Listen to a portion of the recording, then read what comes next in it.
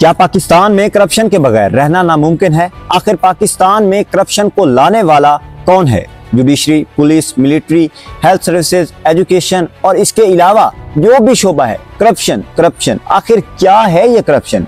Corruption की जाती है कि इकोनॉमी स्ट्रांग हो जाए, लेकिन ये कैसी करप्शन है जिसने इकोनॉमी का ही बेड़ा गर्क कर दिया है? हर शख्स इंफरादी तौर पर करप्ट है, लेकिन दूसरे शख्स से मजमूई तौर पर वो ईमान की तवक्को रखता है। सलामती और खुशियों की दुआओं के साथ मैं हूं तबस्सुम संघा और आपको अपने चैनल वतन टुडे में खुश आमदीद कहता हूं। नाज़रीन, आज का जो हमारा टॉपिक है वो है करप्शन कि करप्शन का आगाज पाकिस्तान में कैसे हुआ और करप्शन को पाकिस्तान में लाने वाला कौन है। तो सबसे पहले जानते हैं करप्शन की मुख्तसर तारीख। करप्शन हिंदुस्तान में और मुसलमानों में खास तौर पर नाम नेहाद पढ़े लिखे और ज़हीन तबके में एक लानत है। बदकिस्मती से ये तबका इखलाकी और फिक्री तौर पर बहुत ही बदउनवान है। बिलाशुबा ये बीमारी बहुत ही आम हो गई है, लेकिन मुसलमानों ने कुछ ज्यादा ही इस बीमारी को अपना लिया है। तो नाज़रीन, उसके बाद देखते हैं 1945 में पानी पाकिस्तान जिन्ना का इस्फहानी को एक मारूफ और मकबूल खत। पाकिस्तान का तसल्लुत 1947 में तहरीके पाकिस्तान के नतीजे में वजूद में आया।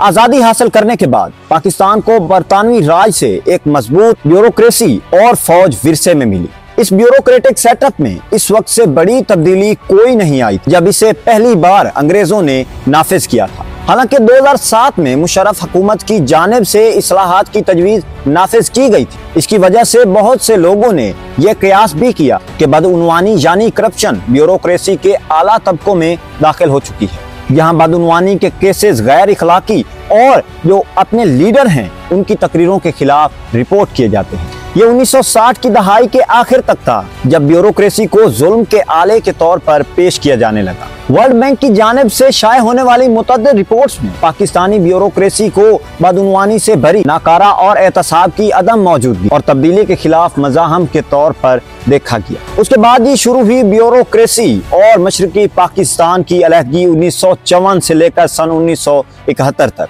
भुट्टो ने मईशत को बहाल करने के लिए कौमियाने का प्रोग्राम मुतारिफ कराया, लेकिन इन पॉलिसियों को बाज अफराद और गिरोहों ने दौलत को जमा करने के लिए इस्तेमाल किया। पाकिस्तान के मगरबी सूबों में नौकरशाही का असर रसूख बहुत ज्यादा था, जबकि मशरकी सूबों ने अपनी तादाद बरकरार रखी जो कि अक्सरियत में थी। 22 नवंबर 1954 को ब्यूरोक्रेटिक एडमिनिस्ट्रेटर ने मगरबी पाकिस्तान को एक अलग ही पहचान दे दी और इन 4 मगरबी सूबों को मगरबी पाकिस्तान के नाम से एक इकाई में करने की करारदाद पेश कर दी। इसकी वजह से मशरकी पाकिस्तान की अवाम में अवामी इश्ताल पैदा हो गया, जिन्होंने महसूस किया कि जमीन के मालिक पंजाबी मुस्लिम अशराफी की तरफ से उन्हें गलत तरीके से पेश किया जा रहा है, जो इस वक्त आला अफसरशाही के ओहदों पर फाइज थे। इसके नतीजे में हुआ क्या कि मशरकी पाकिस्तान एक अलग रियासत बनकर उभरा जिसे बांग्लादेश का नाम दिया गया और मगरबी पाकिस्तान में मौजूद पंजाबी अशराफिया की बदउनवानियों का एक सबूत मिल गया, जिस पर पंजाबियों ने दलील दी कि मशरकी पाकिस्तान की अक्सरियत सूबे में बंगाली हिंदुओं की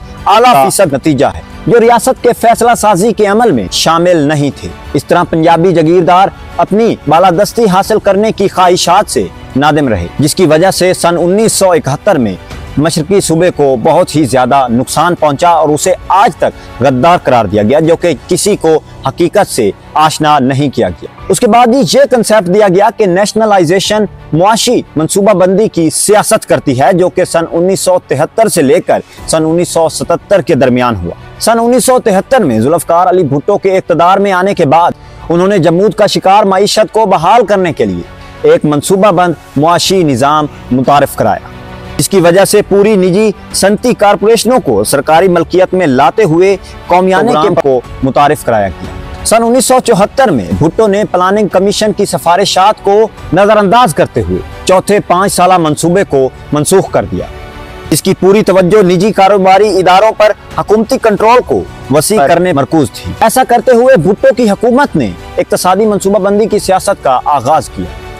उसके बाद सियासी मुदाखलत ने बदउनवान सियासी तरीकों के लिए मुल्क की इक्तसादी मंसूबाबंदी के अमल में दाखिल होने के दरवाजे खोल दिए। नेशनलाइजेशन प्रोग्राम ने पाकिस्तान पीपल्स पार्टी की साख को बुरी तरह मुतासिर। भारी मैकेनिकल सनतों में जरूरत से ज्यादा अमला और गैर मुअस्सर पैदावारी सलाहियत के कई वाकयात के साथ साथ 254 मिलियन रुपए तक के जमाशुदा नुकसानात की इतला मिली है। 1976 तक रियासत को गिरोहों और अफराद ने हाईजैक कर लिया था जो सरकारी इदारों के वसाइल को निजी अफराद में दोबारा तकसीम करके दौलत जमा करने की कोशिश कर रहे थे। अवामी इदारे हुकूमत की हिमायत करने वालों को सियासी सरपरस्ती फराम करने, सियासी कर्जों की अदायगी या ताकत जमा करने के लिए एक आला बन गए। उसके बाद सन 1978 से लेकर सन 1988 तक एक और टर्म मुतारिफ कराई गई जिसे गैर कौमियत और तरफदारी का नाम दिया गया। भुट्टो का कौमियाने का प्रोग्राम इनकी हुकूमत की मुद्दत के अख्ताम पर अपनी अपील खो बैठा और गैर कौमियाने के मंसूबे ने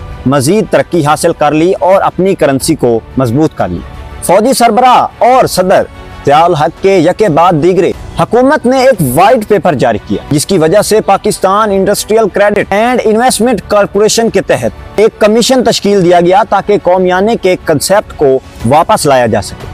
इस सिलसिले में कुछ भी वापस हासिल नहीं किया जा सका बल्कि सिर्फ 3 सनतें मौसूल हुई जिनमें मुस्तकबिल के वजीर आज़म मोहम्मद नवाज शरीफ थे और इन 3 सनतों को गैर मुल्की करके इनके मालकान को वापस भेज दिया गया। बहुत से लोगों ने इस बात की दलील दी कि इस अमल में शरीफ खानदान की हिमायत की गई है क्योंकि वो उस इक़्तिदार के दौर में फौजी आमर के सियासी सरपरस्त थे। उसके बाद जी जब करप्शन अपने अरूज पर पहुंची तो वो दौर रिकॉर्ड किया गया है जी पाकिस्तान में 2008 से लेकर 2013 तक का, जब हुकूमत पाकिस्तान पीपल्स पार्टी के हाथ में थी। यूसुफ रजा गिलानी पहले सरबराहे ममलिकत बन गए जिन्हें ओहदे पर रहते हुए सजा सुनाई गई और बाद में उन्हें यह कहकर कि इन्होंने कर्जा देना है उन्हें नाअहल कर दिया गया। 2012 में ट्रांसपेरेंसी इंटरनेशनल ने यह हिसाब लगाया कि 2008 से 2013 तक पाकिस्तान पीपल्स पार्टी की ज़ेरे क़यादत मखलूत हुकूमत ने पाकिस्तान को करप्शन, टैक्स चोरी और हेड गवर्नेंस में 8.5 ट्रिलियन से ज्यादा का नुकसान हुआ। तो नाज़रीन उससे आगे 2013 से 2017 तक जब नवाज शरीफ इक़्तिदार में थे ट्रांसपेरेंसी इंटरनेशनल ने बदउनवानी में आया कमी का इशारा दिया क्योंकि Pakistan TI corruption perception index में 28 से 32 के स्कोर पर आ गया। अगरचे बदउनवानी के संगीन इल्जामात हैं, इन दौरान इसके खिलाफ बहुत से कारनामे दर्ज किए गए थे।